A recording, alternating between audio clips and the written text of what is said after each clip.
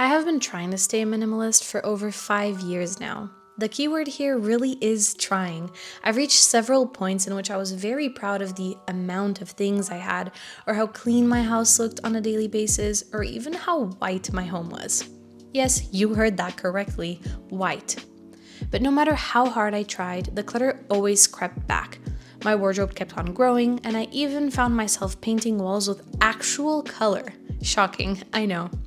Fast forward to today, I live in a 2-bedroom apartment versus the studio I started in and the loft I moved into next. And naturally, my collection of stuff has grown. But I'm finally at a place where I feel like even when things do get out of hand, and trust me, they always will, putting it back to status quo isn't a daunting and overwhelming task anymore. The trick to achieving this? You've heard it before, and you'll sigh when you hear me say this, but it is to give everything a home. I mean it, no homeless items in your home, period. When I say that even things as seemingly insignificant as tape have a place in our home, I am not kidding. The hard part, and the reason we all sigh at how simple it sounds yet never seem to be able to achieve it, is actually creating a home for all these items. So here's my magic formula to giving your items a home.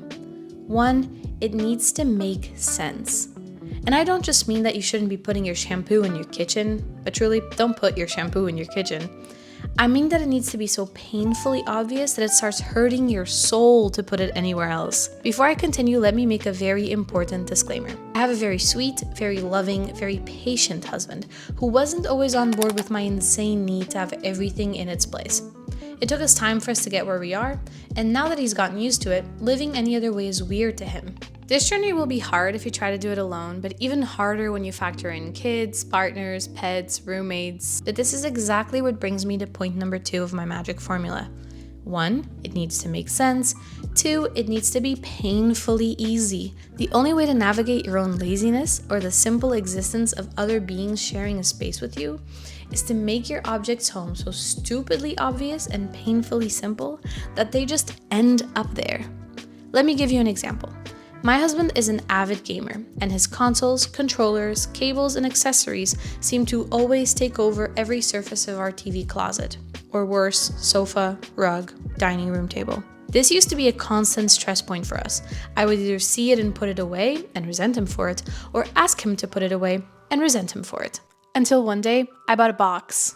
You heard me correctly, I bought a damn box. This box is a very pretty box.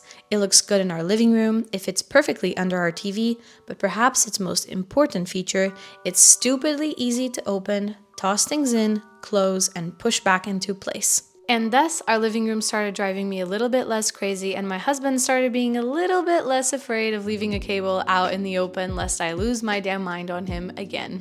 Which brings me to the 3rd part of my magic formula. 1, it needs to make sense.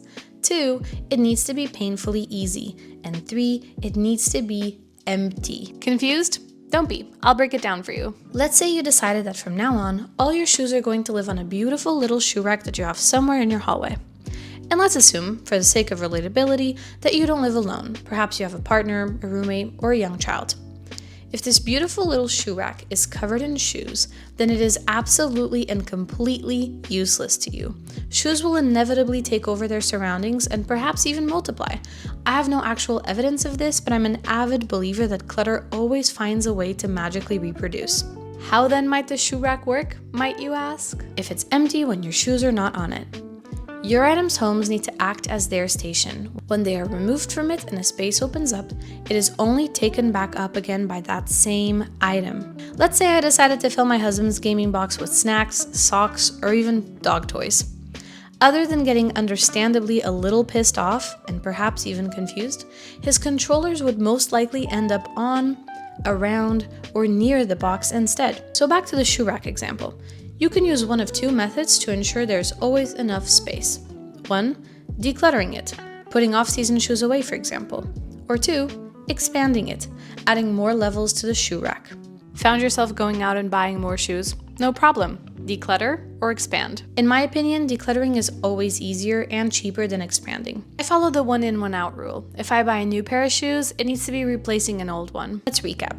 If you don't want your house to always be a mess, everything needs to have a home. If you're just now starting this process, don't overwhelm yourself. Start with a drawer, move on to a closet, and eventually you'll finish a whole room. Remember, creating a home for things might take you a long time, but it should also last you a long time, so it's well worth the investment. When creating homes for your items, don't forget, 1, it needs to make sense, 2, it needs to be painfully easy, and 3, it needs to be empty. Let me give you a few more examples of this. I always left my sunglasses lying around, so I simply moved their box to live permanently on my vanity surface. Now when I get home, it's easier to plop them in there than it is to leave them somewhere else. I also always tossed my purse onto the kitchen counter or chairs, so I added a hook to the back of my house door and put my bag there instead when I get home. Start with daily use objects like these and then move on to something else. So while my house will always be covered in fur, no matter how many times I Dyson the living crap out of it per day, at least my closets aren't threatening to burst, my surfaces can actually be used for, well, surfacing, and panic cleaning my home when people come by unannounced only takes me a solid 10 minutes. And that's a win in my book.